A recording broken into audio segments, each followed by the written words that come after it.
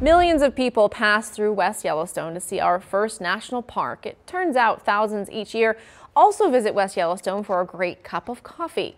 In this week's Montana May, we visit Morning Glory Coffee and Tea in West Yellowstone, a business that, thanks to technology, not only has Yellowstone in its backyard, but also the rest of the planet.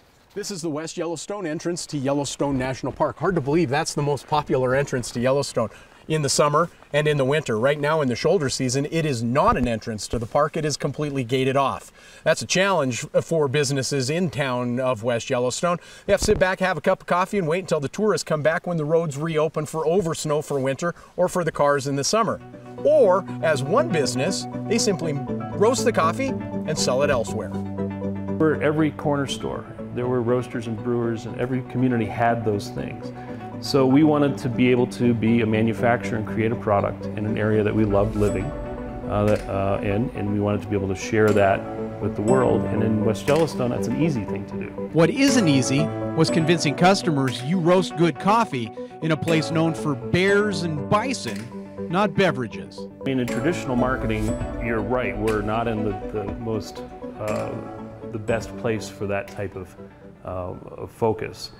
But social media and the internet have opened that up and made, again, a larger world more local. We were early adopters to Facebook and Twitter and Instagram and LinkedIn, all of those platforms.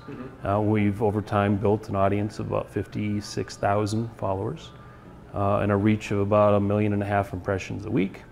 And we've created a conversation with people that either want to come to Montana or who have been here and enjoyed their experience, and we've got the product that kind of goes in between that. I've always said that our brand, Morning Glory's brand, is not traditional. Morning Glory's brand is Montana, and we promote Montana as such.